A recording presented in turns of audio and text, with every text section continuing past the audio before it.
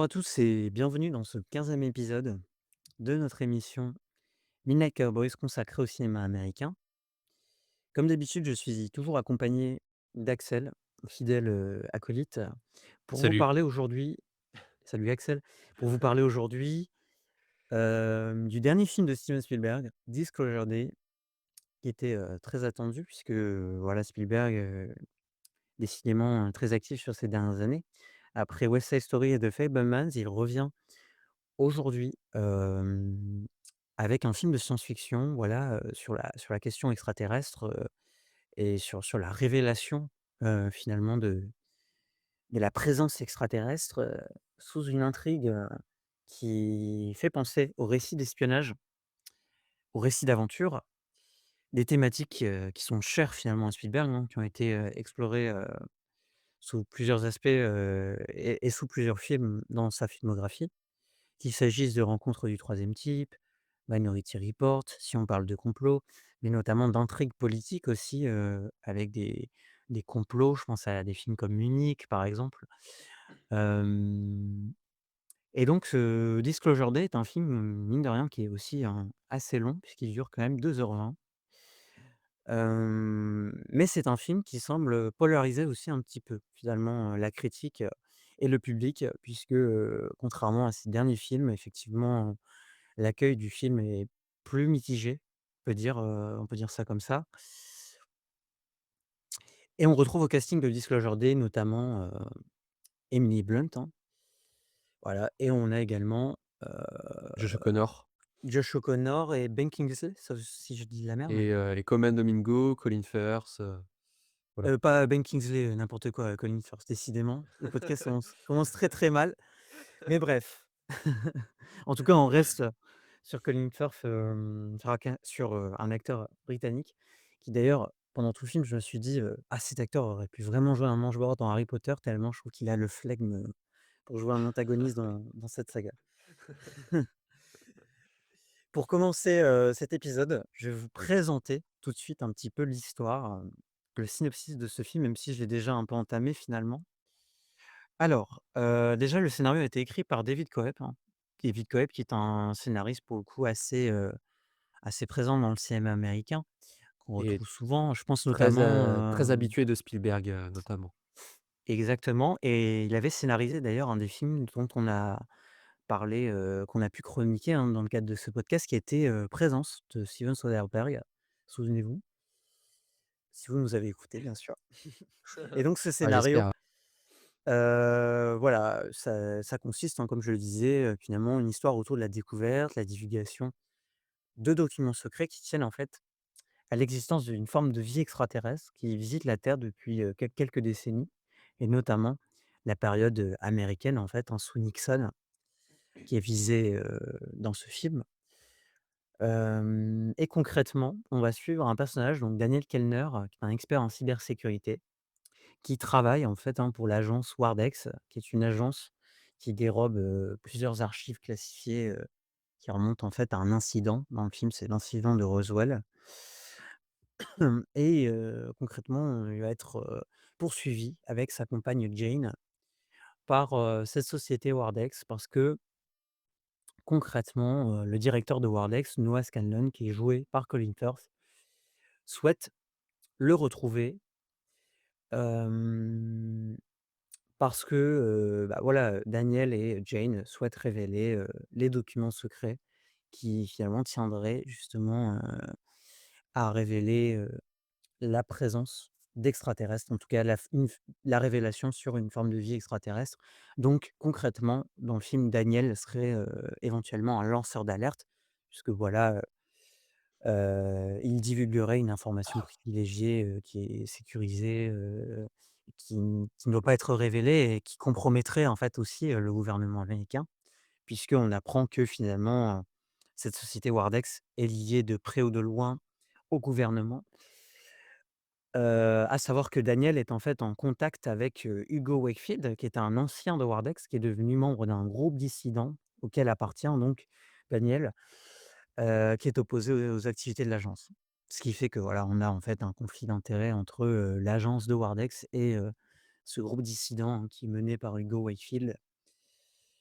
Voilà, pour vous résumer, le début de synopsis, voilà, du film qui, déjà est quand même assez dense, on va y revenir, mais qui nécessite aussi d'être assez concentré, hein. C'est quand même pas un film, je trouve, forcément évident Ouais, c'est sûr. à digérer, en fait, hein, sur tout ce que ça évoque, en tout cas, post visionnage.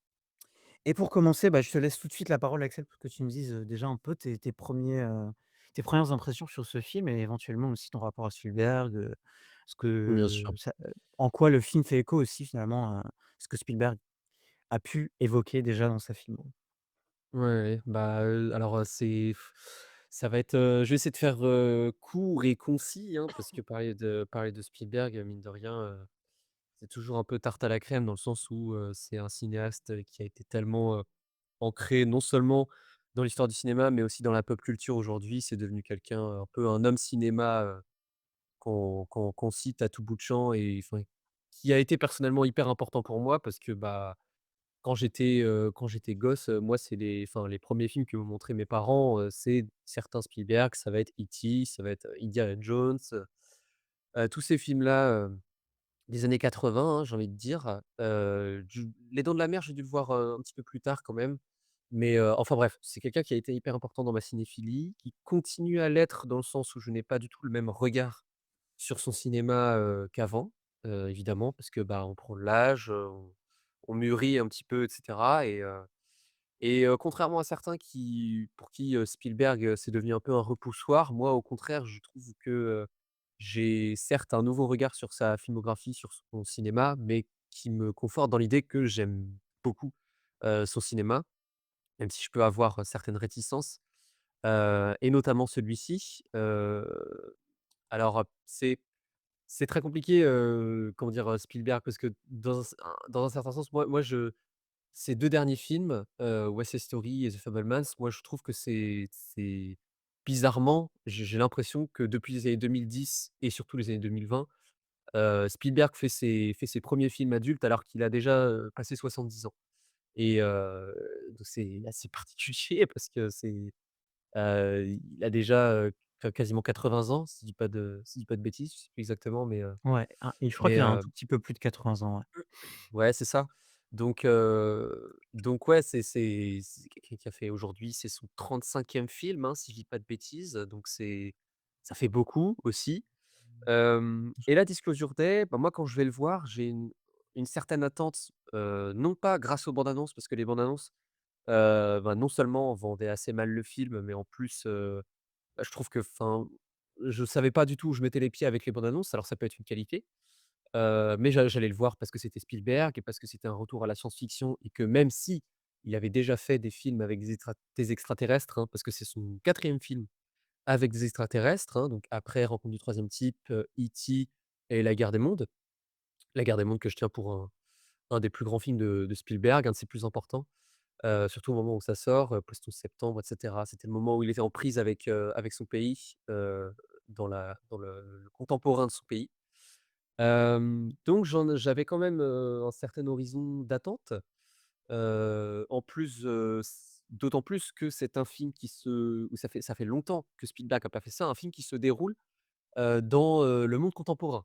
Donc, on va dire, une époque, on va dire qui est proche, de celle, enfin, si c'est pas exactement, actuel, qui est proche en tout cas, avec la présence, de la surprésence des médias, des multi-écrans, des téléphones portables, de ce monde, contemporain qui est, j'ai envie de dire, un peu, si ce n'est beaucoup, absolument pas désirable.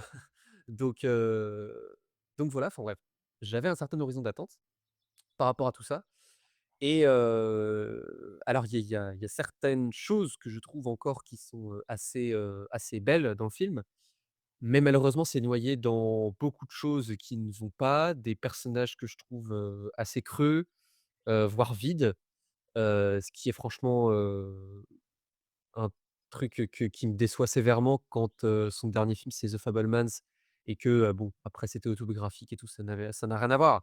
Mais je sortais de The Fabelmans en me disant: «Mais maintenant, là, la décennie des années 2020, c'est tout, c'est une, comment dire? c'est une piste ouverte pour Spielberg pour, faire un enchaînement Mmh. de grands films, quoi. Mmh. Et là, je suis déçu non seulement par les personnages, mais aussi par la construction narrative que je trouve, extrêmement décevante de la part de David Koepp, qui est le scénariste, mais aussi de Spielberg. Parce qu'en plus, alors je sais pas si je sais plus si tu l'as précisé, mais, je crois, j'ai pas fait de recherche là-dessus, mais il me semble que ça fait très longtemps que l'histoire traîne dans la tête de Spielberg. Ah, je pourrais pas te dire, hein, Heu, là-dessus, Ça fait enfin de ce que j'ai compris, c'est que ça fait, quand même un paquet d'années que Spielberg veut faire cette histoire. Et ça se voit qu'il a du retard sur beaucoup de choses, concernant notamment la présence des réseaux sociaux et des médias connectés, des téléphones portables, d'internet, tout ça.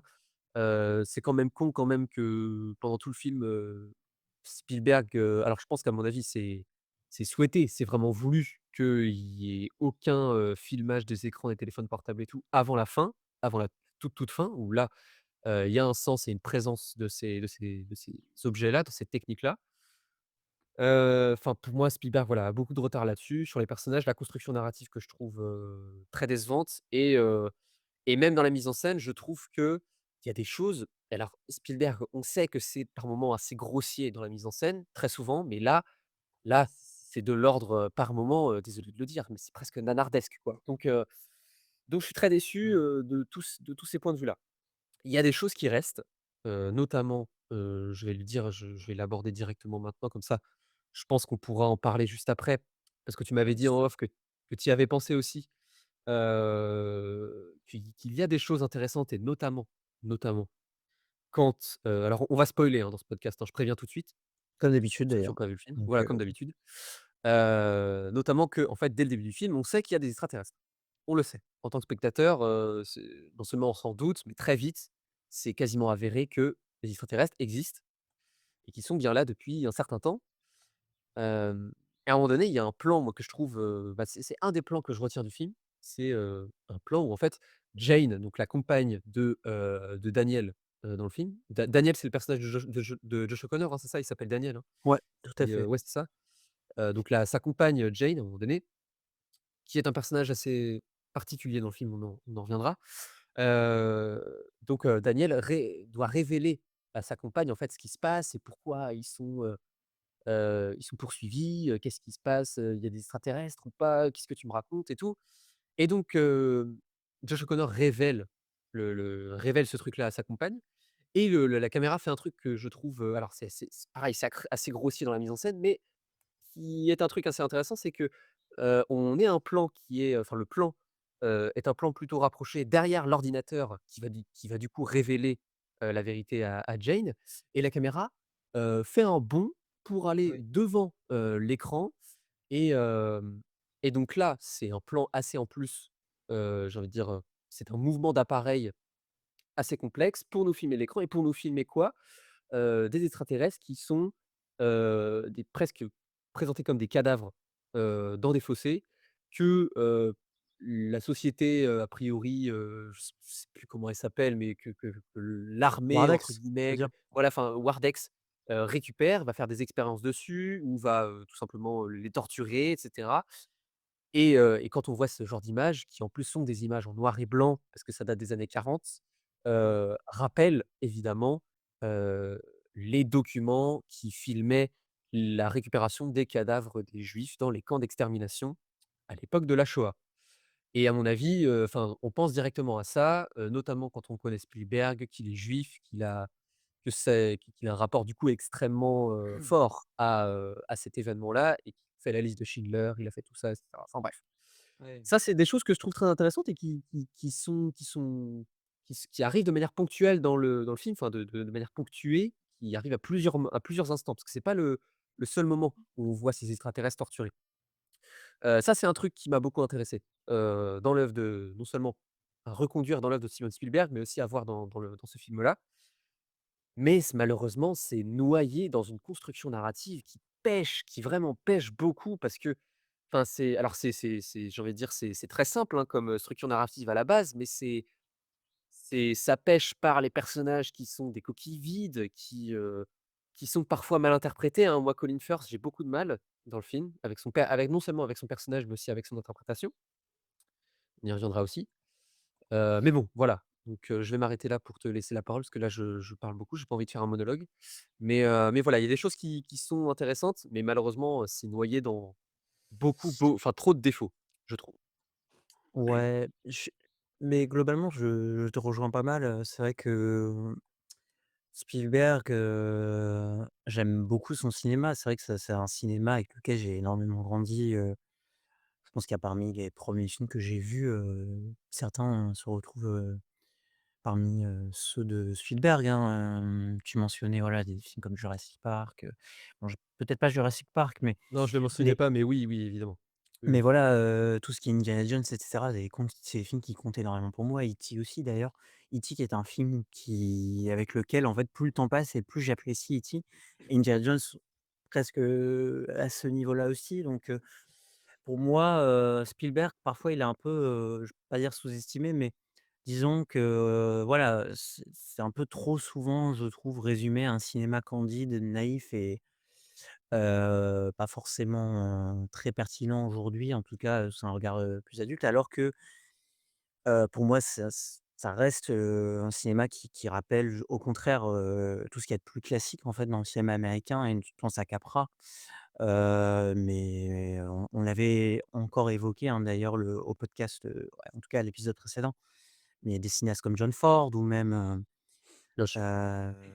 voilà des figures éminentes, hein, finalement du classicisme hollywoodien et pour moi il appartient à cette génération de cinéastes qui sont dans le post-classicisme en fait, et à ce même titre d'ailleurs Ouais. parce que, marrant que j'évoque ça, mais cette semaine un film comme Toy Story 5, alors le rapprochement peut paraître un peu excessif ou extrême, mais pour moi ça appartient aussi à ce même type de cinéma qui est justement dans une forme d'optimisme et quelque part dans un fond qui est assez candide et Ouais, bien sûr. qui continue en fait de croire en fait à quelque chose et qui est jamais dans un cynisme, perceptible et en ça reste en partie pour ça que moi j'aime bien le cinéma de Spielberg, même quand c'est entaché de défauts, qu'il y a des choses à redire, parce que c'est un cinéma qui croit en ses personnages, hein, qui ne cesse jamais de croire aux situations, qu'il filme, et qui est surtout une générosité constante. Parce que s'il y a bien quelque chose qu'on peut pas reprocher à Spielberg, c'est effectivement, toute sa générosité, dans la mise en scène, dans C'est un cinéma à les fleur de peau. C'est un cinéma vraiment à c'est fleur de ça, peau. voilà et quand il filme ses personnages, il filme avec une sensibilité quand même, assez rare, je trouve, en tout cas dans le paysage du cinéma américain et ça se retrouve encore sur Disclosure Day. Maintenant, effectivement, j'ai beaucoup de réserves sur ce film et je les partage, je pense, à des points, assez rapprochés des tiens.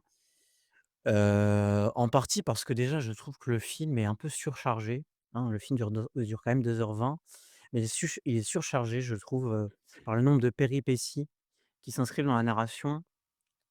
Il est aussi un peu surchargé par les effets de mise en scène, dont tu évoquais, certains en partie, mais qui pour moi sonnent un peu de toc, hein, presque parfois niveau de certains amateurisme. En fait, dans la manière de procéder à ces effets de mise en scène. C'est marrant que tu évoquais le plan en question, parce qu'effectivement, moi, quand j'ai vu le film, ça m'a vraiment, marqué, hein, cet effet de mise en scène qui est on pourrait trouver ça très lourd, mais moi qui me rappelle aussi un film qu'on a chroniqué, finalement, dans ce podcast et je trouve que le film, globalement, d'ailleurs, se rapproche d'un cinéaste.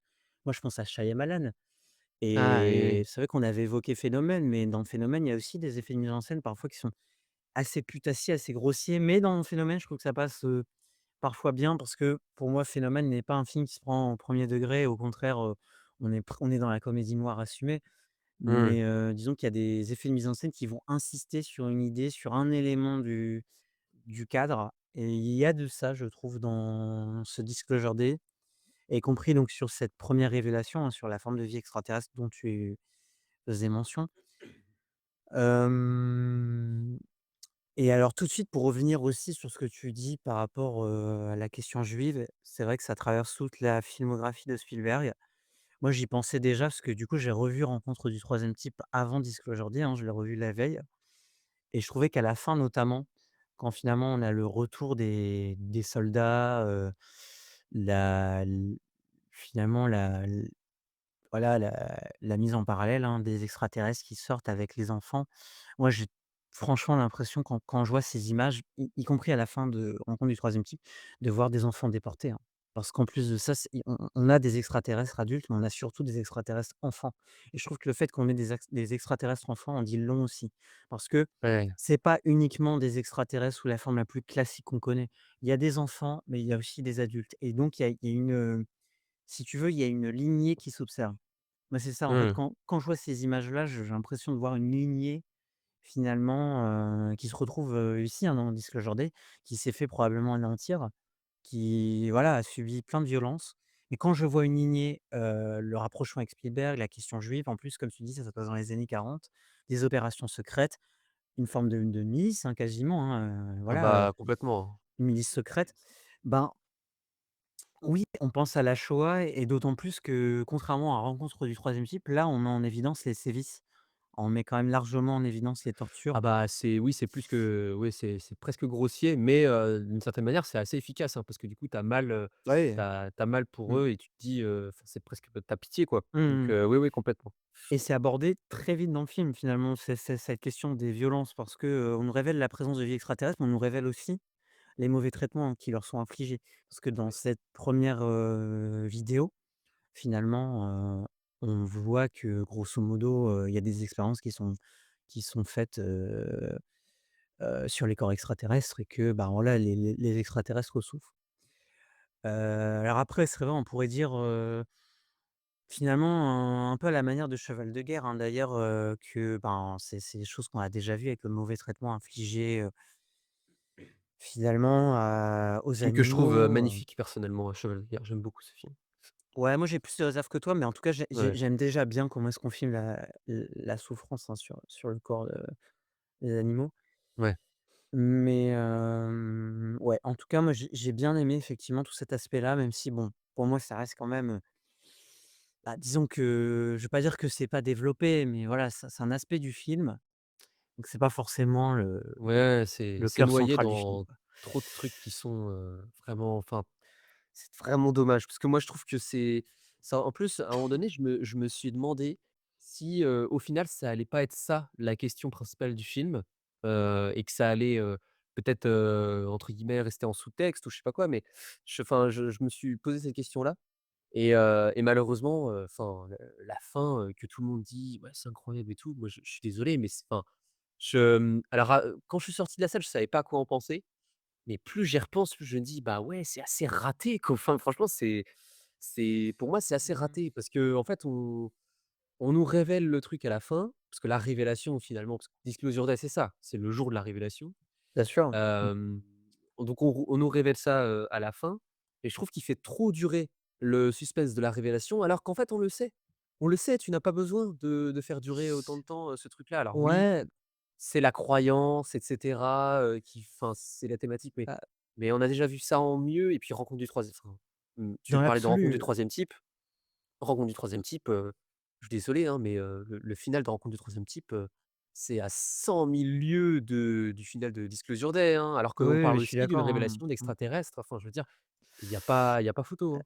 Après, je te répondrai que, le film finalement se concentre moins justement sur la révélation, parce que la révélation, elle est induite dès le départ. Enfin, en tout cas, tu sais que le film, en tout cas, tu sais que la forme de vie extraterrestre, voilà, Oui, elle oui. est dans le scénario, que c'est pas des bêtises, c'est plus la manière dont ça va être fait finalement, Bien sûr, justement, bien dont le sûr. lanceur d'alerte va procéder et dont l'information va être révélée au public qui nous intéresse. Donc pour moi, je te dirais, ça me dérange pas tant que ça, que le film, prenne autant de temps justement à révéler tout ça, parce que ce qui l'intéresse davantage, c'est plus le récit d'aventure, presque d'espionnage, hein, c'est ce que je disais, mais dans un Ouais. certain sens, moi, c'est en partie pour ça que le film me rappelle beaucoup le cinéma d'Hitchcock, parce qu'il y a beaucoup de films d'Hitchcock, notamment ces films d'espionnage, mais ces films quasiment, on pourrait dire, d'aventure, d'action, notamment en début de carrière, mais devant le film, j'ai beaucoup pensé, c'est vrai, au remake, je t'en parlais d'ailleurs de L'homme qui en savait trop, mais dans la mesure où dans les films d'Hitchcock, dans beaucoup de ses films, y compris, bah, là, par exemple, L'amour aux trousses, on suit davantage finalement le périple du héros, tu vois, qui va devoir, surmonter, toute une quantité d'obstacles, hein, pour parvenir à ses fins qu'autre chose finalement que la finalité en elle-même, du film Mmh. et je retrouve ça dans Disclosure Day parce que pour moi on est clairement sur un film, encore une fois, hein, d'espionnage, d'aventure, plus que véritablement un film à en soi, i je pense qu'il y a quand même du suspense dans ce film, même si voilà, le suspense est peut-être pas aussi maîtrisé que sur d'autres de ses films. Mais disons En que tu fait, il vois, y pour moi, a c'est plus dans le cadre du récit d'aventure. il y a du suspense surtout sur le personnage peut-être, d'Emily Blunt, à la rigueur. Oui. Voilà, surtout concernant, la fin, qui est pour le coup une scène en fait, mais pareil, en fait quand je l'ai vue, je me suis dit: «Ah c'est très bien», mais avec du recul, je sais pas tellement. C'est du coup la scène de la maison, Ah oui, quand elle va dans la maison et que du coup, oui, oui. on lui enfin du coup c'est un souvenir, hein, c'est ça? Ouais, Qu'on lui tout implante et à tout et fait. que voilà. Et je trouvais, enfin, je trouve cette scène, presque, de l'ordre du conte de fées. Ah, elle est belle, Vraiment hein, là, celle-ci. ouais, voilà, très, très belle scène effectivement. Mais pareil, je me dis, je sais pas si c'est un mash-up, parce que finalement ça dit pas grand-chose ou que parce qu'en soi la scène encore une fois est très belle, c'est de l'ordre du conte, presque, pour enfants et tout et Mmh, qui mmh. renoue vraiment, en plus avec aucun dialogue. C'est ça qui est beau, c'est que là pour le coup, il y a que la mise en scène qui montre, les choses. Après, il y a d'autres trucs. Alors moi, j'aimerais bien revenir sur, tu me diras ce que tu en penses, sur la scène, j'ai envie de dire de la comment je pourrais l'appeler? La scène de la je sais pas, de la métempsycose ou de la enfin de Jane et qui se fait contrôler par, Colin Firth. Ah oui, oui. Voilà, je Alors l'appelle la attends, ouais. métempsycose parce que c'est voilà, mais parce que je trouve en même temps cette scène assez intéressante dans le fond, mais dans la forme, tellement grossière. Enfin franchement, c'est d'un grossier, je trouve, surtout le truc avec la croix et tout, là pour le coup, enfin comment dire? Je ça m'a vraiment fatigué ce rapport, à ce qui enfin le rapport que Spielberg a, quand il parle de la religion et de la croyance. Ça m'a vraiment fatigué dans le film, je t'avoue. Mmh.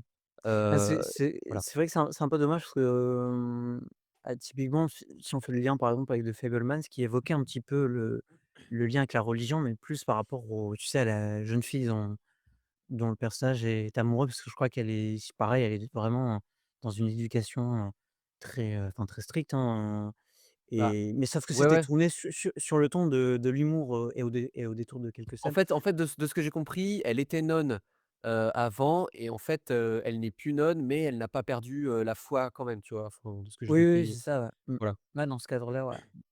Mais c'est vrai que là, la religion est quand même beaucoup plus appuyée, en tout cas dans le scénario, effectivement. Mais alors attends, parce que là, je pensais aussi à d'autres choses, quand tu évoquais Vas-y, vas-y, vas-y, vas-y, on la verra scène après. avec la Vas-y. maison, parce que Oui. je vais répondre sur les 2 scènes différentes. Mais déjà, moi, cette scène dans la maison, alors ça m'a un peu amusé, mais ça m'a en fait, j'ai trouvé ça intéressant parce que ça me rappelait presque un petit peu le dernier film de Zemeckis, moi. Cette scène dans la maison Ah oui, oui, oui. avec un personnage qui est tellement, habité, en fait, par un lieu, qui est chargé de souvenirs et finalement, qui détermine presque, le rapport enfin, en tout cas, le rapport qu'Emily Blunt a avec ses émotions, qui est assez prééminent et en fait, je trouvais ça intéressant qu'également, dans ce film, comme ça, une maison, en tout cas un lieu et soit presque la clé du film, quoi.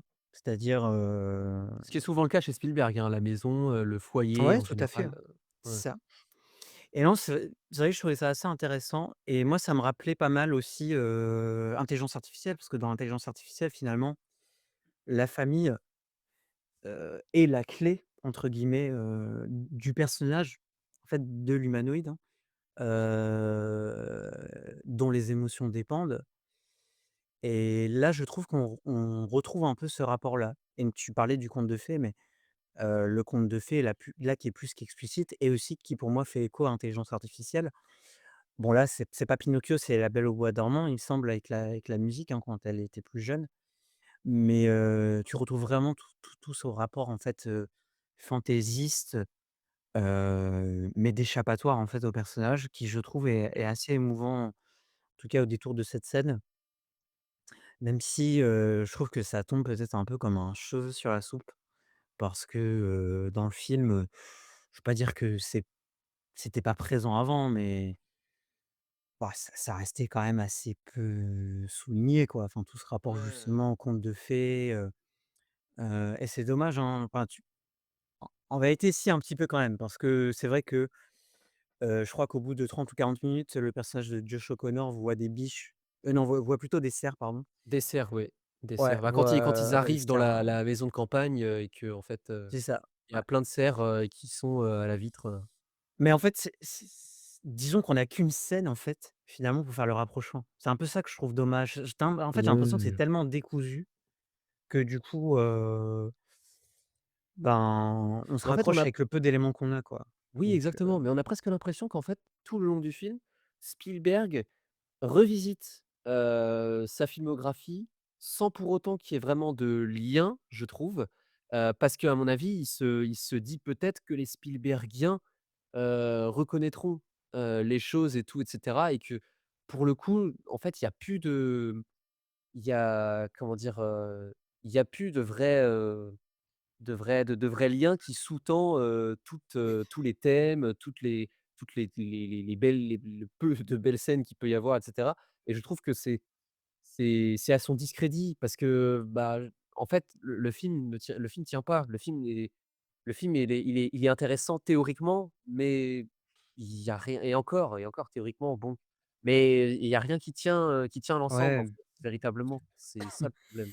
bah, disons pour moi, on est presque sur un film écho, quoi. C'est-à-dire que quand je vois le film, ça me fait écho à Exactement. quasiment, pas je veux pas dire tous ces films, mais énormément de ces films, hein, et du coup, là, je me permets de rebondir aussi sur la scène que tu évoquais ensuite avec la torture, infligée à Jane. Mais cette scène-là, en tout cas, cette idée-là, devant le film, moi, ça m'a énormément amusé parce que j'avais l'impression de voir la jeune fille dans Indiana Jones 2: Le Temple maudit, qui s'amuse avec la poupée vaudou pour torturer, Indiana Jones, typiquement. Ah oui, ah oui, oui, oui. Tu vois? Je Ah oui, pensais littéralement à ça, tu sais, avec ce truc, hein, finalement, de torturer le cœur et tout, qui est ouais, qui est vraiment un truc dans Indiana Jones 2 que je trouve, mais hilarant et ouais. jouissif, hein. Indiana Jones 2 qui est un peu le film Barjo de Spielberg, Ah oui, oui, vraiment. totalement, mais c'est vrai que je voyais totalement, ça, mais aussi, pour faire un peu un autre écho, moi je pense à Ready Player One avec toute cette histoire de société parallèle. Bon aussi avec un peu Minority Report, mais tu sais cette société Wardex qui agit en fait, en secret, mais plus ou moins pour, une autre entité qui est en vérité le gouvernement. Donc en fait, il y a, voilà, une Ouais, société qui en travaille pour une autre. Tu as la société dissidente qui cherche à démanteler, du coup, cette société Wardex. Donc c'est vrai que moi, ça me rappelle tout ça, mais là où je trouve que le film bégaye un petit peu, bah, ça reste que, on a déjà vu ça énormément en fait, dans les films de Spielberg, quoi. Enfin, c'est-à-dire que cette figure du grand méchant, moi, elle me dérange pas tant que ça. Ça me dérangerait pas tant, mais si je retrouvais pas justement par exemple, l'image de l'antagoniste de Ready Player One, j'allais dire méchant de Jurassic Park, pas tant que ça, mais surtout celle de Ready Player bah One auquel j'ai bah, beaucoup là pensé. là ah bah, là, oui, c'est pour moi, mais alors justement, moi, c'est presque un défaut pour moi, c'est que oui, on est devant un méchant du niveau du mec de Ready Player One, quoi. Joué par, Ouais, je sais plus comment il s'appelle cet acteur, mais, bref, je sais plus, non. mais, enfin, ouais, c'est le b.a-ba du cinéma américain des années 20 presque, enfin, désolé, Ah oui, mais oui, là, vraiment, hein. Bah, c'est je te dis, là, on est vraiment sur un truc, quasiment, j'allais dire Hitchcockien, mais début du cinéma d'Hitchcock, en fait, ouais, ouais, ouais, tu vois? exactement, ouais. Et après, cette idée, du coup, du pouvoir, j'allais dire quasiment trouvé, en fait, hein, chez les extraterrestres, tu sais, pour torturer, Ouais, comme ça, pour manipuler, alors, pas forcément compris exactement le procédé pour le faire, mais en tout cas à distance. ouais. Comme ça, par une, j'ai l'impression que du coup, voilà, il rentre dans la conscience, hein, du personnage de Jane. Bah, en fait, Heu ce qui est particulier, c'est que je te coupe 2 secondes, hein, mais ouais, vas-y, juste, hein, vas-y. en fait, moi, au début de cette scène, je me suis demandé si c'était pas un peu, comment dire? C'était pas un peu une métaphore de Dieu dans le sens où est-ce que, vu qu'elle tient la croix et qu'elle commence à se faire contrôler par Colin Firth, elle a pas l'impression de voir, une entité divine? Et sauf qu'en fait après, bon, on se rend compte que, il faut qu'elle garde la croix parce que, bah, quand elle garde la croix, elle garde la foi, du coup, bah, la foi va la religion va la protéger et tout, soi-disant, enfin, ça m'a Mmh. et finalement ça m'a un peu gavé, en fait, parce que Ah, il y a des non, mais il y a ça, ouais. enfin, Mmh. bref, Ah ouais, effectivement, et c'est un peu comme une, j'allais dire comme une intervention divine, mais c'est un pouvoir divin, hein, quasiment, ouais, parce c'est ça, ouais. que pas sur un Deus ex machina, mais limite le mec peut le faire quand il veut, quoi, hein, quand tu regardes le Ouais, c'est film, hein. ça. C'est-à-dire qu'il a le fichier de la personne devant lui, il tient l'objet, hein, finalement, espèce de relique, surpuissante, et il peut prendre possession de n'importe qui. Ouais, Ouais on est et vraiment sur un pouvoir divin, hein, finalement, puis cette sorte de clé USB un peu chelou pour, pas en dire plus, ce truc, ouais. enfin, ça devient un MacGuffin, en fait. Ah oui, C'est clairement, clairement, c'est très clairement clairement. ça dans le film, quoi. Ah ouais, non, c'est vraiment un MacGuffin, c'est pour ça que je parlais d'Hitchcock, mais c'est, mmh, pour moi, là, c'est complètement évident, hein. Je pense que le film se rapproche même peut-être plus d'Hitchcock que de Spielberg en lui-même, du moins sur la manière d'écrire l'intrigue, Ouais. avec, bah, tout ce procédé de MacGuffin, qui est déjà présent, hein, dans certains Spielberg, mais de toute façon, le cinéma de Spielberg découle aussi un peu de celui d'Hitchcock. Mais ouais, moi je pensais aussi à Shyamalan, parce que Shyamalan aurait pu écrire ce genre d'intrigue, qui peut sembler un peu nanardesque. En fait, Et Shyamalan se serait pas pris autant au sérieux, je pense. bah, c'est ça, en fait, c'est Heu, un peu ça. Parce que tu vois, même dans Trap, qui sous certains aspects a des connotations nanardesques, je trouve. Bon, moi je suis ouais, pas un ouais, grand ouais. fan de Trap, mais au moins je reconnais que Trap Bah, bien sûr. joue avec l'humour en permanence, C'est quoi. un c'est un film comique, hein, presque, hein. Moi, j'aime beaucoup, Chop pour le coup. Enfin, j'aime beaucoup. Je trouve que c'est vraiment assez, un exercice de style, assez chouette Ça, je peux comprendre. et pour le coup, oui, Shyamalan, en tout cas, le Shyamalan d'aujourd'hui qui, n'est plus autant dans la croyance, qu'avant, Ouais, justement. tout Mais à ça, fait, ouais, ce qu'on on disait, en a hein. déjà Mmh, voilà, c'est ce qu'on disait dans notre podcast sur Phénomène. De toute façon, allez écouter le podcast sur Phénomène. tout à fait. Et et non, du coup, voilà, pour finir, effectivement, le Shyamalan d'aujourd'hui, n'aurait pas, filmé ça, en tout Oui, cas avec c'est ça la autant différence, ouais. de croyances et de premier degré. Ce qui fait qu'il rend Disclosure Day, comme je l'ai dit, un peu nanardesque à certains moments, mais sauf que c'est pas Mmh. voulu. C'est pas voulu, quoi, c'est ça le truc et que Bah, ça c'est un peu gênant. C'est un peu le gênant. le problème qui se pose à mes yeux, ça reste que Spielberg, quand tu regardes son film aujourd'hui, pas forcément l'impression qu'il a grandi, quoi, depuis Rencontre du troisième type, hein, au contraire, hein. Bah, c'est vrai que c'est là où c'est dommage et c'est là où tu sens que pour le coup, soit il y a eu des réécritures ou alors que le scénario est trop daté et que ça fait trop longtemps qu'il veut faire ce film et qu'il le fait aujourd'hui. Sauf que, bah, c'est peut-être soit pas le bon moment pour le faire ou alors c'est pas la bonne forme pour le faire.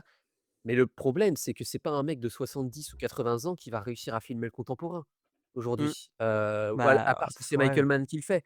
Mais bon, enfin, c'est très Mmh. compliqué et effectivement, comme tu le dis, bon, Ah, ça se voit qu'il a pas un imaginaire qui permet de faire ça, quoi. je vais peut-être paraître un peu méchant avec Spielberg, alors que j'adore Spielberg, hein, et j'ai aimé le film Moi aussi, modérément, bien sûr. très modérément, mais je trouve que Jordan Peele, par exemple, si on regarde Nope, en comparaison de ce film-là, ben, Ouais, je suis assez il y a d'accord. j'ai presque Mmh. envie de dire que Spielberg est ressuscité, davantage par, Ouais Nope, en tout cas dans le cinéma spectaculaire, qu'en voyant ce film, hein. Tu vois, et sur la question de la vie et extraterrestre, quoi. Jordan Peele, qui se pose, à mon avis, heu, à son pour défendre Jordan Peele, qui à mon avis se pose des questions beaucoup plus contemporaines que Spielberg ou en tout cas Oui, qui les pose de manière plus contemporaine, bah, tout à aujourd'hui fait, ouais. Mmh. parce que Nope, oui, cette Et question puis des écrans et des réseaux sociaux est en permanence, exactement, exactement. Ouais, c'est exactement ce que j'allais te dire, parce que dans Nope, les écrans, les réseaux sociaux, la manière en fait de justement de révéler une information, la question de la source aussi. Est-ce qu'on doit croire ce qu'on filme?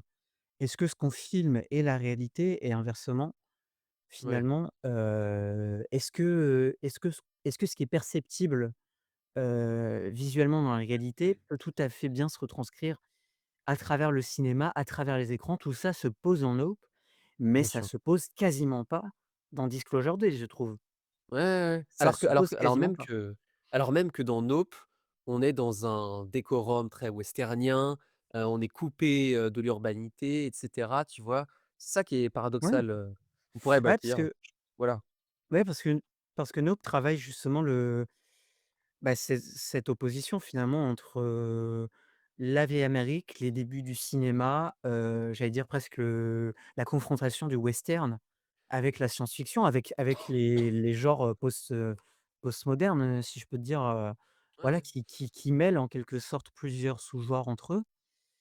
Parce que Nope est quasiment, j'allais dire, un film, c'est presque un film protéiforme. Enfin, je veux dire, c'est à la fois une comédie, c'est un film d'action, un film d'aventure, un film Mmh.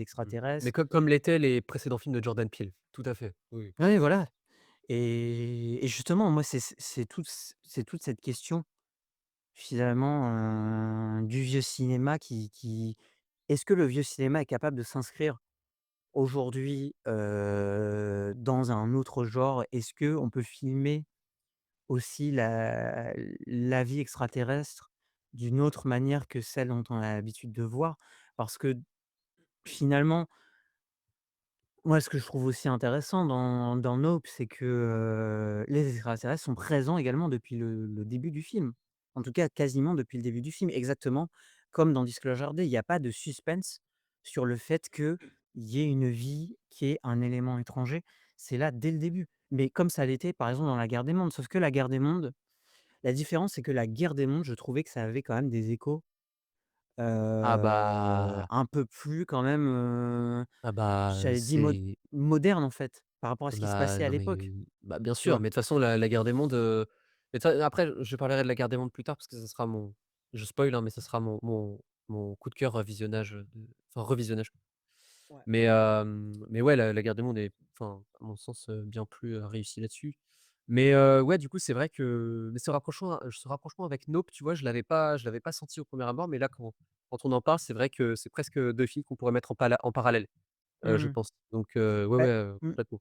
en fait, moi, si tu veux, j'y pensais surtout par rapport à la question des écrans et plutôt sur la manière de traiter l'information, la question de la source. Parce que moi, ce que je trouve le plus dommage dans ce film, dans Disclosure Day, ça reste que le personnage, le protagoniste, ou la protagoniste, je sais pas si on dit féminin, mais on est sur une, présentatrice météo, une journaliste, et à aucun Ouais. moment donné, on remet en cause les images, les vidéos, les informations, et elle non plus d'ailleurs. À aucun moment donné, elle les remet en question. Ah non, il y a pas de dialectique là-dessus, ouais. Non, non, il y a rien.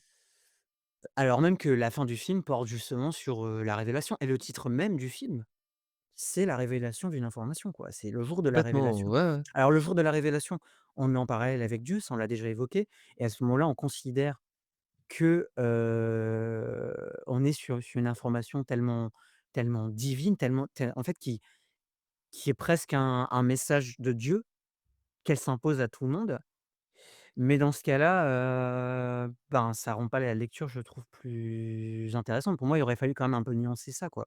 Justement, pas juste faire un film, les extraterrestres sont là, on va les révéler. Je sais pas, proposer quand même, je trouve, une certaine nuance à ça. Parce que là, on a grosso modo l'impression que, bah, il y a ceux qui sont pour révéler la vie extraterrestre, les extraterrestres existent, et ceux qui sont contre, et il y a pas d'alternative, il y a pas de juste milieu, il y a C'est pas de gens qui ça. remettent en cause ça. Et là, Mmh. effectivement, je comprends quand même ceux qui ont pas aimé le film et qui reprochent à Spielberg, d'être limite un peu complotiste, en fait, dans le Ouais, traitement de ouais, ouais. l'intrigue. Je peux Après comprendre. comment dire? Pas ufologue, mais enfin, tu sais, il croit aux ovnis lui, de ce que j'ai Oui, compris. oui, oui, il y croit, hein, il y Donc croit. ouais, ouais, Mmh. c'est ça. Donc après c'est sûr que c'est compliqué. Après, jusqu'à dire que le film est complotiste, je sais pas pour le coup. Non, Mais j'irai pas jusque-là, mais bon, voilà. Mais je comprends. Je comprends le reproche. et d'ailleurs, juste pour rebondir là-dessus, ce que tu me demandais par rapport à Spielberg qui pensait à ce film depuis assez longtemps, mais j'avais vérifié là sur Wikipédia. Ça faisait depuis 2023 en fait, hein, et il avait écrit, 60 pages, hein, là-dessus. Après, il a demandé à David Coep, qui est d'ailleurs, je crois que c'est le plus gros travail de Coep, hein, en termes Ah ouais? de draft, ce que j'ai pu lire. Mais il s'est inspiré en fait, hein, d'un article de 2017, je crois sur le programme UFO en fait, hein, du Pentagone, Ouais, qui était publié, dans le Times. Donc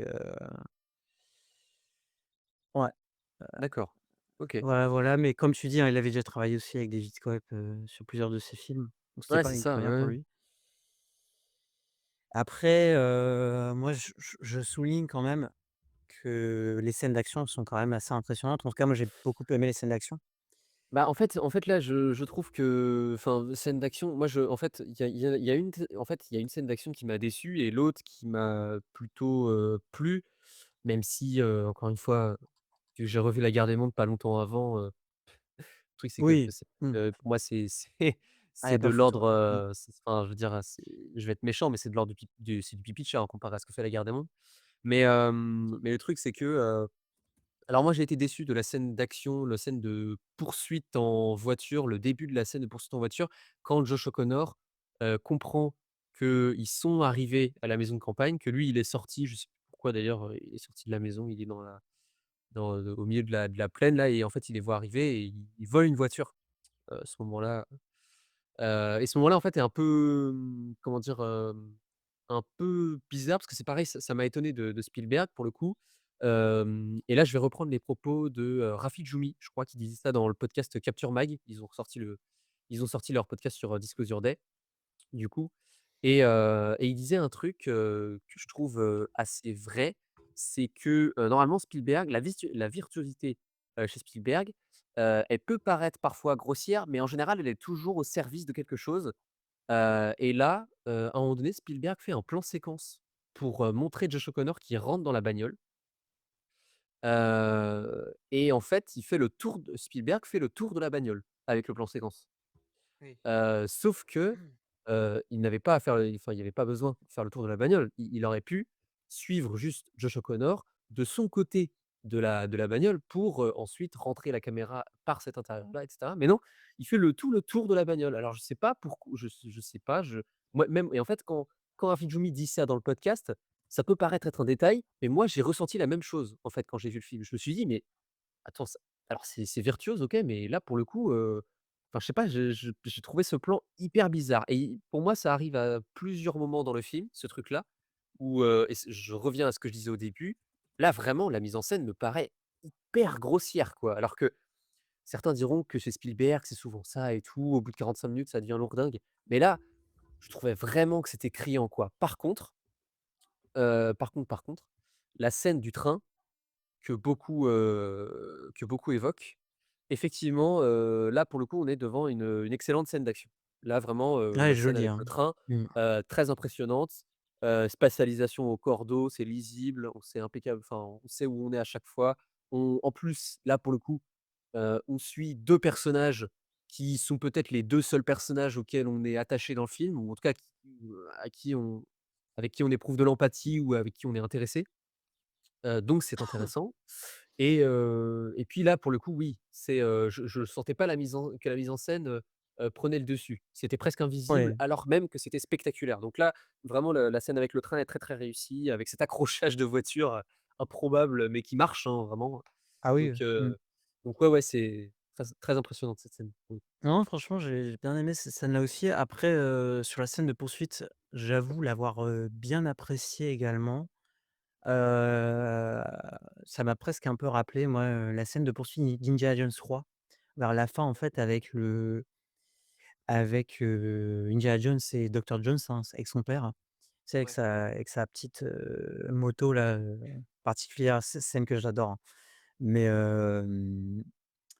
en fait, j'avais presque l'impression de voir des chevaux, quoi, avec toutes ces voitures là qui sont alignées, Ouais, bien qui sûr. poursuivent, le héros. De toute façon, Après voilà, bon, c'est Spielberg a annoncé qu'il faisait un western après. J'espère qu'il va se OK, rattraper. intéressant. Mais ouais, non, après, bon, je peux pas dire que c'est non plus exceptionnel en termes de mise en scène, mais j'ai trouvé que c'était plutôt efficace Ah mais globalement. c'est surtout moi, là où je suis d'accord avec toi, c'est que c'est sûr et certain là par contre, mais après est-ce que c'est du nivellement par le bas? Je sais pas. Mais, comparé à tout ce qui est sorti en grand spectacle cette année, il y a pas photo. Oui, oui, C'est voilà. voilà, ça Puis Puis c'est vrai que j'ai trouvé ça du coup assez amusant, tu sais, même que dans la voiture, on ait le personnage qui se fasse torturer avec le couteau et cetera. Bon, on peut dire, il y a un côté un peu nanardesque ou, un peu over the top, too much dans le fait de rajouter comme ça des enjeux, mais je trouve pas trop. C'est pour moi, c'est assez bon enfant en fait, tout ce passage-là, en termes d'action, d'enjeu. Donc, moi j'avoue ça m'a un peu plu, mais,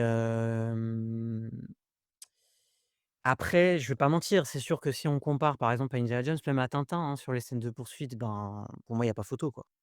Hein, je préfère Ouais. largement, la mise en scène par exemple de Tintin, même sur l'action. Bah, en fait et Tintin qui en plus et c'est là où c'est bizarre en fait, venant de Spielberg aujourd'hui, c'est que Tintin, il ne se targue pas d'avoir des grands sujets ou que sais-je. C'est un Mmh. pur divertissement Ah et tout en à fait, fait, ouais. le film il est très humble finalement et c'est pour ça que ça marche autant, Tintin et c'est qu'en plus, heu, si pour je vais dire ça pour rigoler, mais je le pense, presque vraiment, enfin en termes de ouais, en termes de mise en scène, de virtuosité là pour le coup de technicité, et de comment dirais-je, comment dirais-je?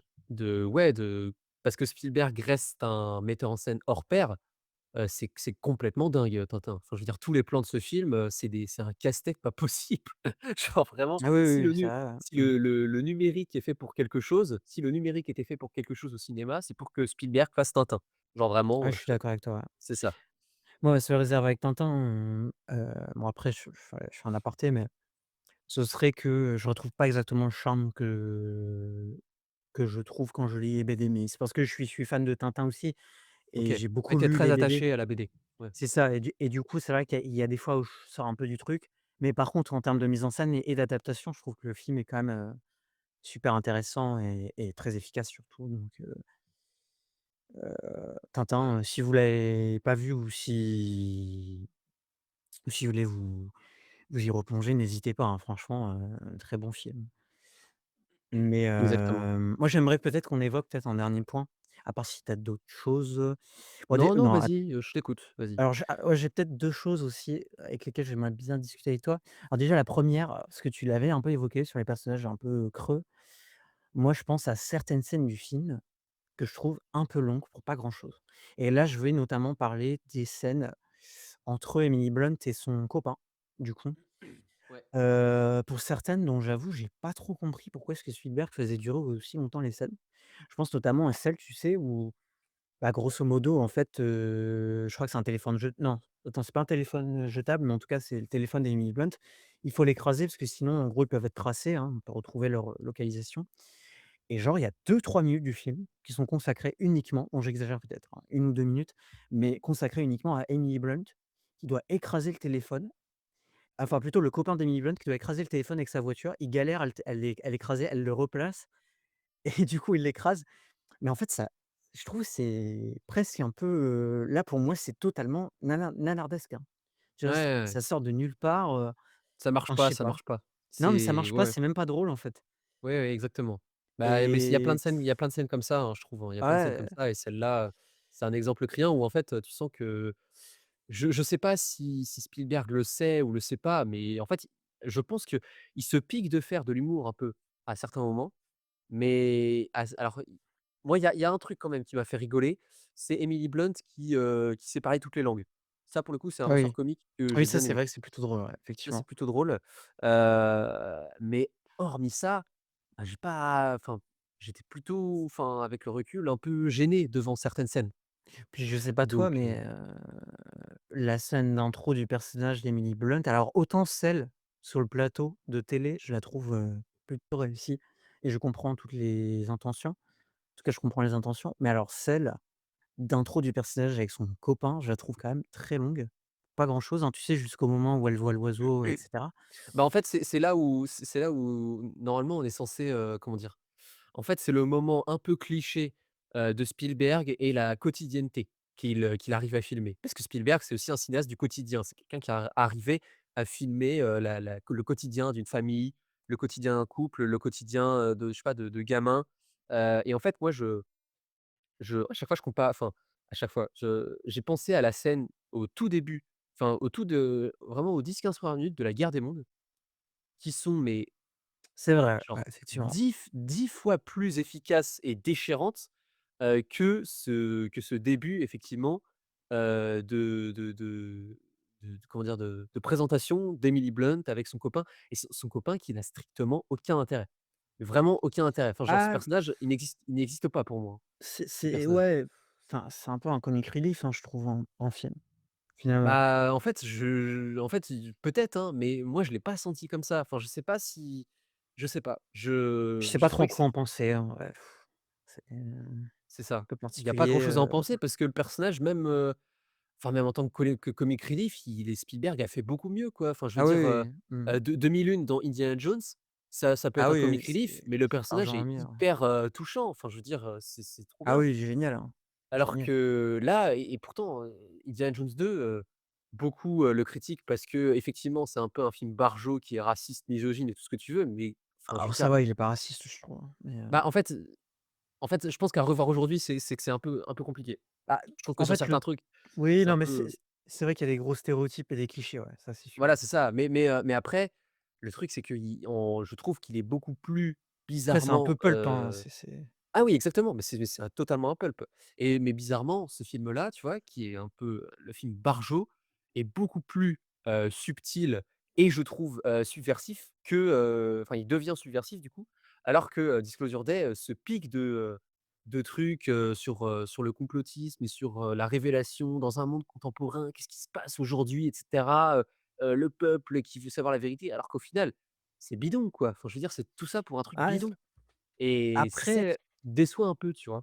le truc aussi, c'est que Spielberg je regardais l'interview, je crois qu'il a fait pour France Télévisions, mais dit qu'essentiellement, la politique, ça l'intéresse pas plus que ça, quoi et je pense que c'est l'une des Ah limites mais de son cinéma, hein. bah, c'est la grande limite de, Spielberg en interview, surtout. Je pense que le problème, c'est que mais comme beaucoup de cinéastes, mais lui en particulier, effectivement, j'ai entendu des trucs, je l'ai pas écouté en interview, mais je l'ai vu, des extraits, réécrits, machin et puis de son interview, ce qu'il avait dit et enfin, c'est pas possible. Enfin, je veux dire, Ah il oui, faut non, faut mmh. faut qu'il se taise faut qu'il se taise, quoi. C'est pas possible de dire des trucs Bah, comme surtout ça, que bon, à un moment donné, désolé de le dire, mais il a quand même fait The Post, Pentagon bah, Papers en voilà, français, qui est exactement. littéralement alors là, si c'est pas un film politique, explique-moi ce que c'est. Munich, si c'est Ouais, pas un film politique, La voilà. liste de Schindler.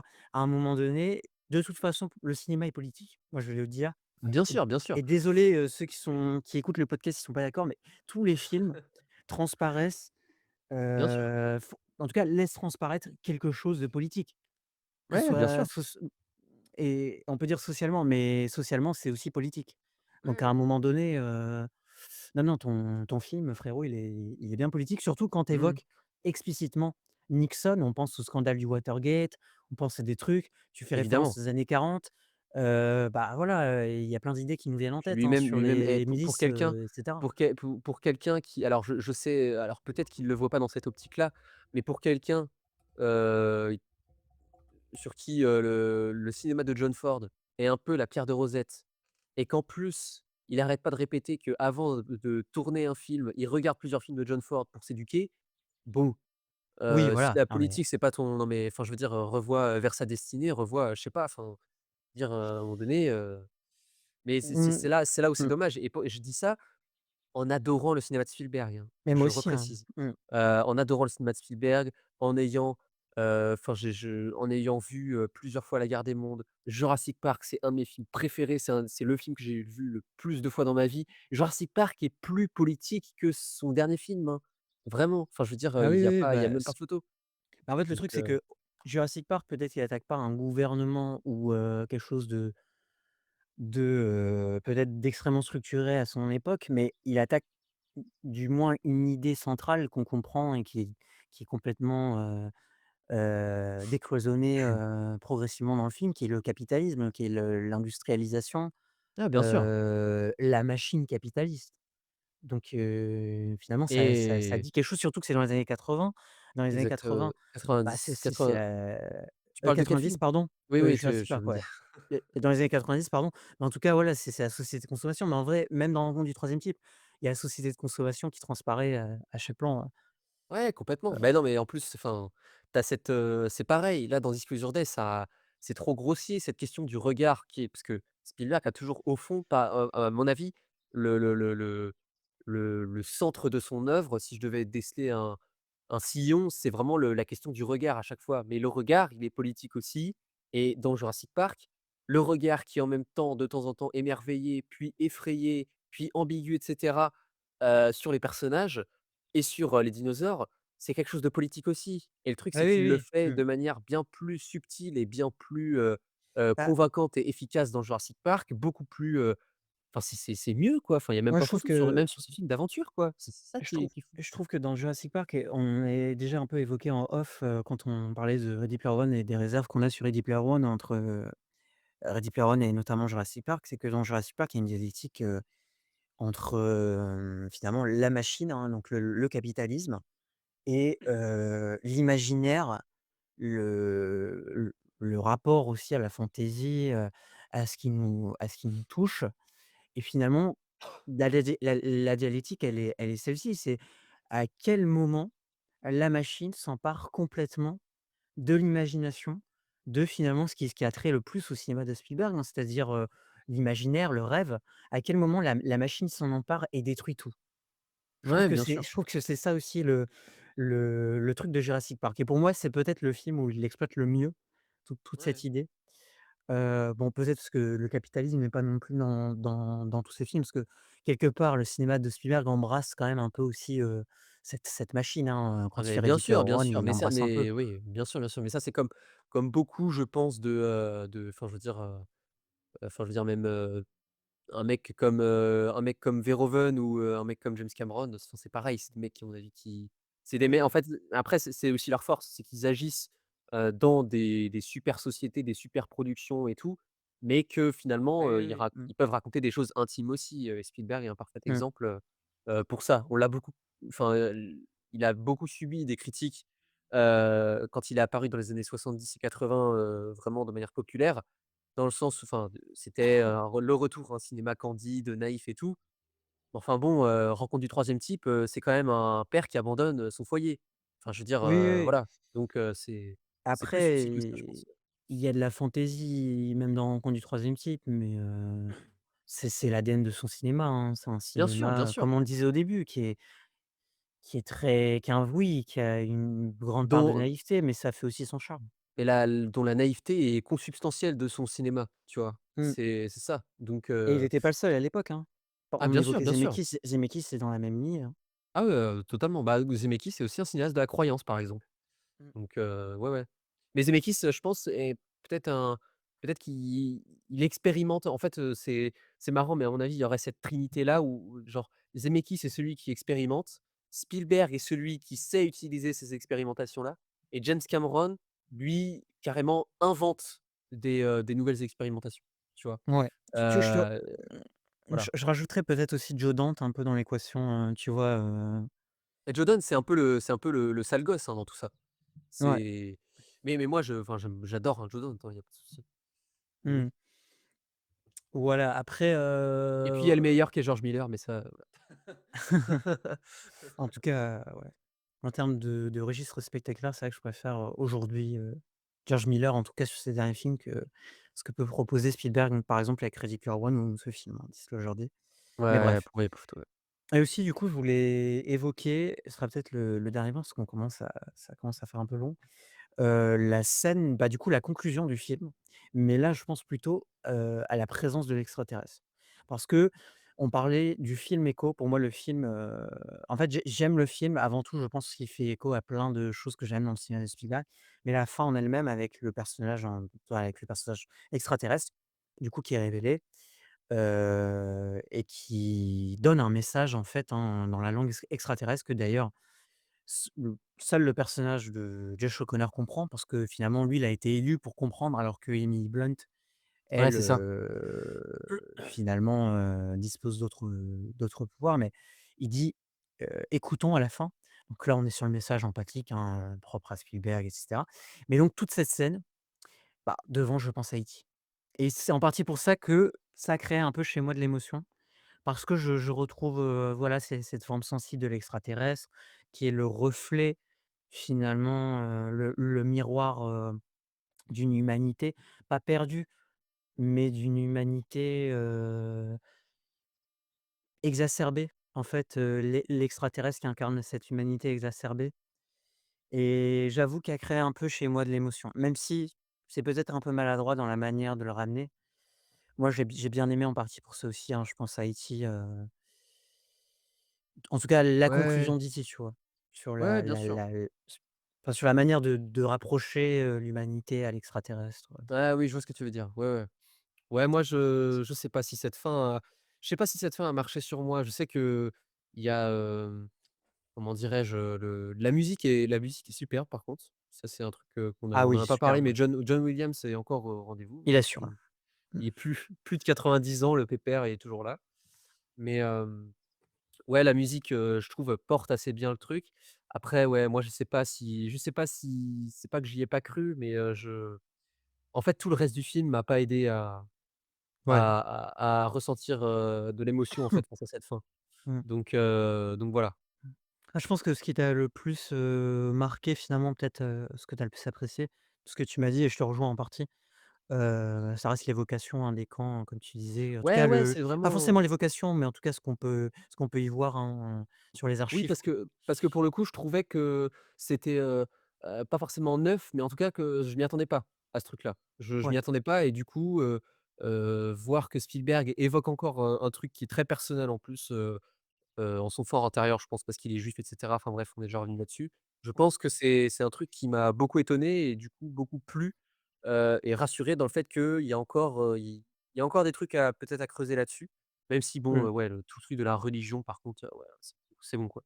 Oui, oui, non, mais je comprends, hein, je te comprends. Mais voilà, mais surtout enfin, je vais le redire, mais j'ai été déçu au vu surtout de, bah, déjà de la filmographie de Spielberg et aussi de ses 2 précédents films que je trouve, vraiment immenses, qui sont West Side Story et The Fabelmans. The Fabelmans qui enfin je veux dire, Oui, oui, oui, mmh. je c'est prévu que je le revoie dans pas longtemps parce que j'adore ce film et que c'est presque, unique dans l'histoire du cinéma ce qu'il a fait avec The Fabelmans. Je trouve, hein, vraiment. Ouais. C'est incroyable. Bah, Donc j'aime vraiment énormément aussi, et West Side Story, là, je pense à un de nos amis qui aime un peu moins, il se reconnaîtra s'il nous écoute. Et là, je trouvais que West Side Story, la mise en scène, c'est peut-être l'une des plus belles de Spielberg, hein, et ah, en c'est plus de ça, dans ce exceptionnel, registre de comédie musicale, ce qu'on n'avait jamais vu, en fait, je je trouve peux quand même comprendre assez d'une incroyable. certaine manière les critiques contre ce «remake» entre guillemets là, parce que c'est peut-être un film qui est hors du temps, parce que ça se passe à une époque, différente et que, certains diront que c'est en vase clos et tout, mais putain, je j'ai pas d'argument, mais quel pied quoi! Quel pied Mmh. franchement la mise en scène, le Ah, ça a beaucoup de spectacle, charme. le ouais, et puis enfin c'est dommage, mais Et puis tu vois, on parlait de politique, mais je trouve que West Side Story est plus ancré politiquement aussi parce qu'il y a un segment qui est bien rajouté sûr, sur la question mexicaine, évidemment, et cetera quoi. Et évidemment bah, et forcément évidemment. voilà avec ce qui se passe aux États-Unis, hein, avec Trump, le mur, Et les acteurs sont démentiels dans West Side Story, je trouve, j'ai un peu ah plus de j'aime mal beaucoup, ouais. avec, celui qui joue, te Ansel, comment il c'est Tony, s'appelle? c'est enfin, Tony, Ah oui, c'est non, comment il non, s'appelle, j'allais dire de la merde, je pourrais plus te dire, ouais, mais je vois de qui tu parles effectivement, ouais. C'est Ansel Elgort, je crois. Attends, tac. Ah oui, oui, bah, c'est lui alors, je me trompais pas alors, Ansel Elgort. C'est, oui voilà, ouais, Ansel Elgort, bon, je peux comprendre qu'on ait un peu du mal, dans ce film-là. Ouais, surtout que Mais par bon, contre, enfin même Rachel Zegler et Ariana DeBose là, très fort, hein, elles sont extraordinaires ces actrices. C'est dommage très, que très Rachel fort, ouais. Zegler ait pas la carrière qu'elle mérite après, mais Mmh, effectivement. mais ouais, non, il faut revoir West Side Story, hein, c'est fou, hein, Ouais, ce film. complètement. Voilà. Et je voulais juste rajouter un autre truc, c'est que moi, parfois, je suis pas très fan de l'éclairage, mais je crois que ça concerne quelques films de Spielberg où je suis pas des Ah, tu masses, m'avais dit enfin, que ne sur notamment ces là sur derniers films, tu m'avais dit, ouais. Ouais. ouais, mais notamment sur quelques scènes un peu d'intérieur, bah, justement, je pensais à la scène d'intro, tu sais, des personnages, du coup, d'Emily Blunt, hein, comme je disais, avec son copain. Parfois, j'ai un peu l'impression que ça a la gueule d'un téléfilm, quoi, mais du genre d'un téléfilm un peu, moyen, en termes d'éclairage, enfin, je sais pas, je suis pas toujours très fan. Heu, enfin, je trouve ça assez plat, quoi. En termes de même, gestion de la lumière. Ça dépend, hein, parce que, bah, évidemment, il y a des moments du film où je trouve que c'est superbe, mais pas toujours très fan. Enfin bon, je pense qu'on va peut-être conclure, parce qu'on a on est un peu long. Ouais, il faut faire les coups de cœur, hein, faut faire les coups de cœur après, Ouais, mais bah, je pense qu'on peut quand même vous recommander d'aller voir, Disclosure Day. Ça reste un film de Spielberg, hein, de toute façon, donc il faut aller le voir.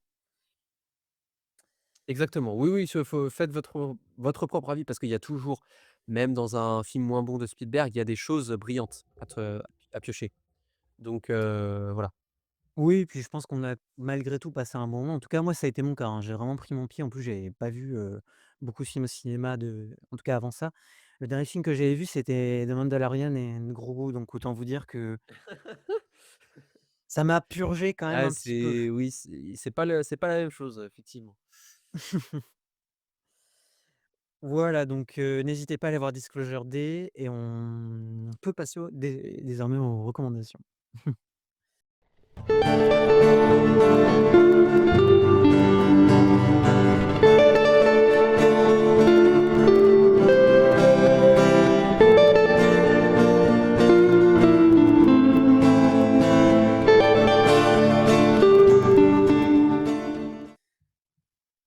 Alors, sur les recommandations, je vais, comme d'habitude, te laisser commencer, Axel.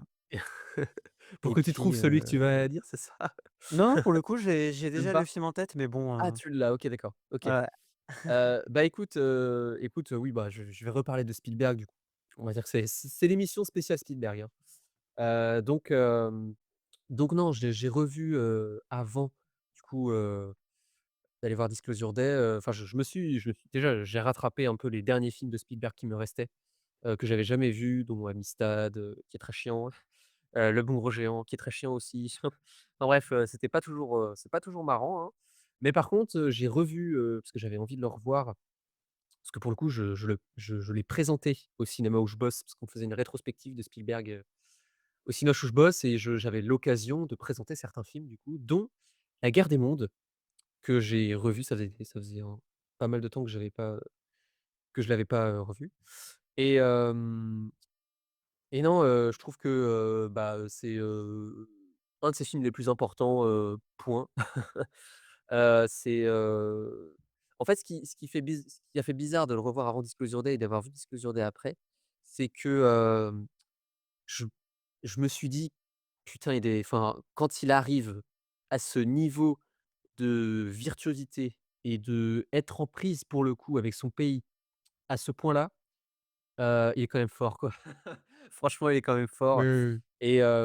et non, du coup, La Guerre des mondes, bah, pour ceux qui l'ont jamais vu, même si je pense qu'un paquet de monde l'a déjà vu, c'est donc un film de science-fiction slash catastrophe avec, Tom Cruise, dans le rôle principal, qui joue un père de famille, probablement un des pires pères de famille que j'ai jamais vu de ma vie, mais, un père de famille, quand même, qui est séparé du coup, de sa femme et en fait son ex-femme.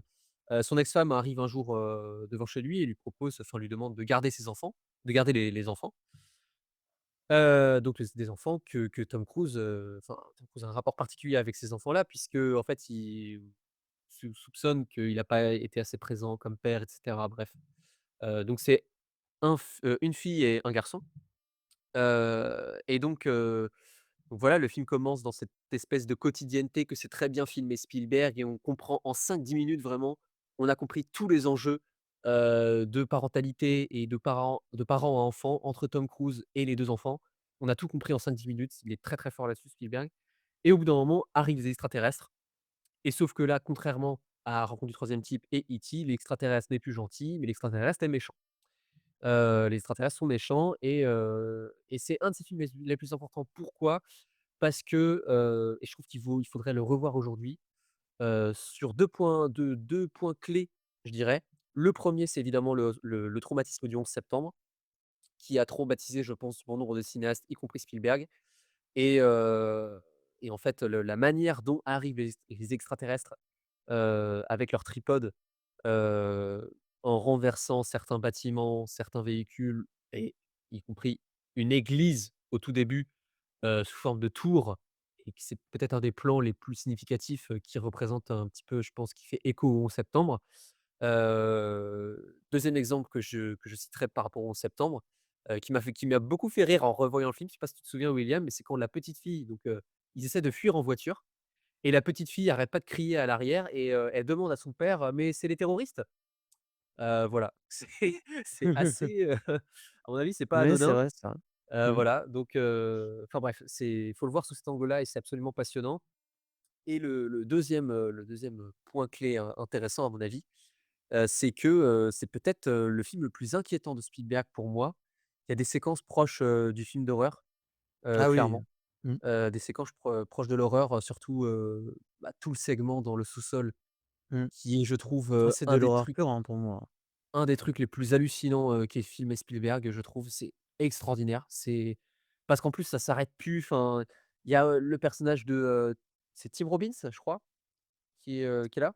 Ouais, exactement. Ti Le personnage de Tim Robbins, qui est bizarre et Tom Cruise ne sait qu'il va devoir faire un truc, qu'il est pas censé faire et donc je terminerai, heu, en disant que là où c'est peut-être, un de ses films les plus importants, si ce n'est le film le plus important dans sa filmographie, c'est qu'avant La Guerre des mondes et avant les années 2000, Spielberg filmait, heu, l j'ai envie de dire, l'altérité comme quelque chose de merveilleux. Alors il y a des contre-exemples, hein, parce que Jurassic Park fait les 2 par exemple, mais il filmait l'altérité et l'autre comme quelque chose de merveilleux et filmait le regard émerveillé de ces personnages. Là, cette fois-ci, dans La Guerre des mondes, il est question de survie et il est question de boucher les yeux de son enfant pour ne pas avoir affaire aux horreurs du monde et je trouve que c'est un peu, c'est le film de la remise en question pour moi chez Spielberg, dans le sens où je sais faire des images spectaculaires, je sais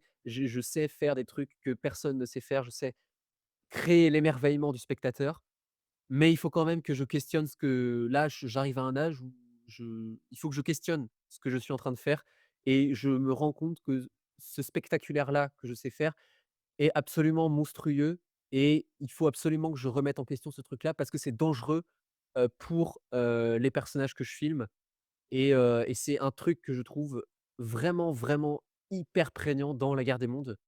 Voilà, enfin, c'est un film hyper important pour ça et que je trouve, incroyable. Vraiment, c'est un film incroyable et c'est peut-être, je finirai là-dessus, le film le plus important sur le 11 septembre, qui ait jamais été fait, selon moi. Voilà. Mmh. Ouais, à La Guerre des mondes, j'aime vraiment énormément aussi. Moi, je l'avais revu il y a de ça 2 ans, je crois. Mais effectivement, je plus sois à tout ce que tu viens de dire, excellent film et cette scène du sous-sol, que tu évoquais, Extraordinaire, extraordinaire, vraiment. Le Mais la mise en scène, extraordinaire, ouais. quoi, oh là là là. Et ça rappelle, je trouve, bah, la scène, dans Jurassic Park aussi, hein, vers la fin, tu sais, Dans la là cuisine? avec ouais, dans la cuisine, c'est Ah un peu bah, une, évidemment. je trouve que c'est un peu une relecture, mais pour le coup Ouais, super, ouais, c'est vrai. intéressante et très pertinente, de cette Ouais. scène. Donc Le déc revoyez, ouais, La Guerre des le mondes, hein, Ouais, c'est le découpage, quoi. Oh là, mais formidable, hein. le niveau de découpage, je te jure, quand je l'ai revu, j'ai fait: «Mais il est trop Ah ouais, fort». ouais, c'est Franchement, il est non, trop non, fort. franchement, incroyable. Excellent film, vraiment revoyez-le. Et d'ailleurs, j'ai un ami, Enzo, si tu nous écoutes, je crois que c'est son Spielberg préféré et je peux quand même comprendre parce que lui, il est pas trop, Ouais, il est pas trop sensible au cinéma de Spielberg, mais celui-ci, tu vois, ça lui ah parle ouais, beaucoup ouais, plus. mais parce que c'est son plus sombre, hein. Je pense que c'est son plus sombre. Donc c'est pour ça aussi, peut-être que parce que j'en connais aussi pas mal qui sont pas familiers du cinéma de Spielberg, parce que parfois ils trouvent ça trop candide, trop naïf et La Guerre des mondes par contre ils aiment bien, tu vois? Donc à mon Ouais, je avis, suis pas surpris, hein. c'est peut-être pour cette raison-là, hein. Pour moi, c'est ouais, Mmh. enfin bref. Ouais, moi, je pense qu'avec Minority Report, c'est peut-être des films qui dérogent un peu à certaines règles de Spielberg. Oui, exactement. Oh, la Minority Report, faudrait que je le revoie, mais c'est extraordinaire ça aussi, hein. C'est Ouais, fou. mais Mais de c'est toute pareil, le façon film est assez angoissant et tu vois? Et je trouve qu'il ouais, est, complètement. bah, de toute façon, c'est la période un peu plus sombre, hein, je pense, de Spielberg. Ah bah, les années 2000, en fait, c'est le moment où en fait, à mon avis, c'est, les 2 forces contradictoires de Spielberg se rejoignent. C'est en même temps le côté, spectaculaire, mais génial de Spielberg. Vraiment, il sait filmer comme personne. C'est le plus grand Je pense que c'est peut-être le plus grand entertainer à ce niveau-là, tu vois? Mais en plus de ça, il y a le côté, pas sale gosse, mais presque quoi. Le côté, la v je sais filmer la violence, je sais filmer presque des trucs, ouais, de sale gosse quoi. Le côté, l'organique revient si tu veux et ça, c'est un truc, je pense et le côté politique du coup revient forcément et à mon avis, Ouais. les 2 trucs dans les années 2000, c'est le truc où enfin la période la plus, pour moi, où il a fait quasiment, enfin l'enchaînement, c'est quand même l'enchaînement, ça fait AI, Minority Report, Arrête-moi si tu peux, La guerre des mondes, Munich. Enfin, c'est un enchaînement de malade, hein, quand même, hein. Donc heu, Mmh. donc c'est ouais, c'est sa période la plus monstrueuse pour moi. Ouais, même si j'aime un peu moins Munich, mais Ouais, moi ouais. aussi, moi aussi. Moi aussi, je lève un peu moins. Et peut-être le Terminal aussi qui est un peu plus maladroit, je dirais, Ouais, le mais qui Terminal est quand aussi, même c'est vrai, sympa. le Terminal, c'est un de ses moins bons, je pense. Ouais. C'est pas fou. Bon, il est plutôt sympa, hein, mais voilà, il est très dispensable, quoi. OK, bon, bah, je vais vous recommander un film, moi, très rapidement, comme ça, au moins, c'est pas trop, trop long. Moi, je vais vous recommander China Girl de, Abel Ferrara, voilà, que j'ai découvert il y a quelques jours. Abel Ferrara, je suis pas forcément très connaisseur. Alors j'avais vu, The King of New York, hein, que j'ai découvert d'ailleurs, plutôt jeune, enfin plutôt jeune, quand j'étais début lycée, on va dire, que j'avais adoré, un super film, excellent film, j'avais vu Bad Lieutenant, un peu plus de mal, mais peut-être faudrait que je le revoie, mais qui était très intéressant. Et puis, j'avais vu un Welcome to New York, voilà, qui est pas bien du tout, avec Gérard Depardieu sur, l'affaire, Dominique Strauss-Kahn, que je vous déconseille. Je l'ai pas encore vu, celui-là. J'ai vu beaucoup de films d'Abel Ferrara, je pense que j'ai vu quasiment toute sa filmographie, mais Ouais. celui-là, je l'ai pas encore vu. Ah si, par contre, j'ai vu, sous tes conseils d'ailleurs, Nos funérailles, qui est excellent et le meilleur film Ah que j'ai vu putain, de c'est le ouais, Abel c'est Ferrara. mon préféré aussi, ouais, c'est mon préféré. Ah non, c'est vraiment formidable. Et donc, bah, China Girl, c'est une relecture en fait, hein, de Roméo et Juliette. Pas forcément de West Side Story, parce que West Side Story est en soi inspiré de Roméo et Juliette, mais, donc une relecture de Roméo et Juliette, donc, à Chinatown, voilà, à New York. Et alors moi j'ai vraiment beaucoup aimé. Je m'attendais pas forcément à apprécier autant, parce que c'est pas l'un des Ferrara qui est parmi les plus mis en avant, j'ai l'impression. En tout cas, Ouais, non, du c'est vrai. peu que j'ai pu voir, voilà, c'est pas forcément celui qui revient le plus. Mais j'ai beaucoup aimé. Alors le casting, il me semble qu'on n'a pas forcément des acteurs très connus. Bon, à part, David Caruso, je crois, qui est plutôt connu. Parce que, bah, oui, forcément David Caruso, voilà, il joue dans les séries, heu, Miami là, hein, je sais plus comment ça s'appelle en français, ça va me revenir. Attends que je De retrouve quoi? ça. Tu couperas au montage de toute façon, t'inquiète pas. Ouais, non, non, mais ah voilà, les Experts Miami, pardon. Donc David Ah oui, Caruso oui, qui joue OK. dedans. Mais j'ai vraiment beaucoup aimé, voilà, je trouve que la romance fonctionne très bien. Et pour autant, on retrouve, tout ce que j'aime dans le cinéma de Ferrara, dans la gestion, je trouve, des conflits entre les gangs, rivaux, la manière de filmer la violence.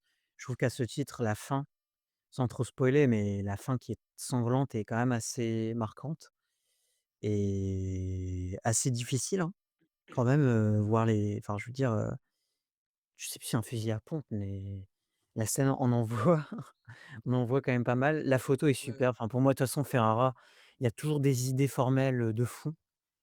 Et dans celui-ci, ça déroge pas à la règle, hein. Franchement, il y a des idées visuelles, vraiment magnifiques. Et puis, bah, le film est assez court, ça dure 1 heure et demie, mais franchement, ça passe tout seul. Et puis voilà. Non, franchement, moi, j'aime J'aime beaucoup, beaucoup, hein. ouais, j'aime beaucoup ce film aussi, j'aime bien le cinéma d'Abel Ferrara, c'est peu enfin, c'est comment dire? Pour un cinéaste américain, c'est peu commun, ce qu'il fait. Enfin, c'est assez en plus, ce qui est génial, enfin, pour ceux qui connaissent pas trop, le cinéma d'Abel Ferrara, ce qui est bien, et après c'est dû, je pense, à beaucoup de cinéastes de cette époque-là, c'est qu'il fait des films courts. Donc pour rattraper sa filmographie, c'est assez simple dans le sens où enfin, assez rapide en tout cas, parce que les films durent en général 1h20, 1h30 et se tiennent très bien. Donc heu, donc ouais, ouais, mais je te rejoins, China Girl, c'est vraiment très bien. C'est très chouette comme film. Ouais, voilà, après bon, je vais pas forcément m'étendre davantage dessus, mais en tout cas, j'ai passé un très bon moment et je vous le conseille. D'autant que c'est dispo sur la plateforme de streaming, Shooner, sur laquelle je vais Et il y a pouvoir il y a une voir le film. ouais, et il y a une très belle édition, que moi j'ai, je crois, une, belle édition en Blu-ray qui existe, une très, J'ai très vu belle édition. exactement, ouais, que ça c'était sorti en Blu-ray, je sais plus quel éditeur en revanche, mais je la prendrai peut-être. Ouais. Je sais plus l'éditeur, mais ouais, ouais, elle est très belle l'édition. Enfin voilà. Et sur ce, je pense qu'on peut conclure cette Ouais, ça émission. ça va faire trop long sinon. Non, non, mais bah, c'est aussi parce que bon, j'ai pas forcément grand-chose d'autre à dire, à chaud sur China Girl. Mais Voyez China Girls. vous voyez China Girl, franchement, c'est superbe. En tout cas, moi, ça m'a ému et je m'y attendais pas forcément. Bah, voilà. Et puis, bah, sur ce, n'hésitez pas à nous soutenir sur les plateformes de streaming, à nous laisser un commentaire ou Mmh. un pouce, que sais-je, et à On vous partager le remercie, podcast. ouais, on vous remercie notamment, dernièrement sur le dernier podcast qu'on a fait là, celui sur les cavaliers de John Ford. Vous êtes assez nombreux à regarder la en tout cas pour nous, c'est vous êtes assez nombreux à regarder la vidéo sur YouTube. J'ai pas regardé les statistiques sur, Spotify, mais mais du coup, c'est enfin, merci à vous quand même aux auditeurs d'écouter le podcast, attentivement, ça fait plaisir, ça fait beaucoup plaisir. Ouais, ça fait plaisir, un peu de soutien et puis, ben, C'est ça. nous, de toute façon, j'ai envie de dire, on va continuer, hein, encore, jusque l'année prochaine, donc Ah oui, bon, oui, là, oui, on a fait un oui. peu exception à la règle parce qu'on a parlé d'un film, plus récent. Récent, oui, mais c'est parce qu'on vou tu voulais parler de Spielberg, avoue-le. Ah oui, quand même, Spielberg, c'est après tout le cinéaste de notre enfance, donc non, c'est vrai que c'était assez Ouais, intéressant d'en discuter, même si ouais, c'est ouais, pour être un peu plus nuancé que d'habitude. C'est vrai que si on avait parlé de West Side exactement. Story ou The Fabelmans, ça aurait pas été la même. Oui, voilà, c'est ça. Mais voilà, en tout cas, n'hésitez pas à nous soutenir, à aller écouter nos autres épisodes et puis surtout, à aller voir le film de Spielberg, même si on a été nuancé, Faites votre pas propre avis. forcément convaincu sur tout. Voilà, faut faire votre propre avis et puis, bah, sur ce, merci encore à toi Axel, toujours, hein. Toujours, hein, on est là, hein, t'inquiète pas, hein. Merci à toi de m'avoir Bah, ouais. écouté, qu'on ait parlé, un petit peu de Spielberg et de ce dernier film, de ces derniers films ensemble, ça fait plaisir. Effectivement, et puis on se retrouve pour un prochain épisode sur un film dont on ne sait pas encore, on sait pas encore quel film, mais sur ce, on vous dit à la prochaine. Ciao, ciao.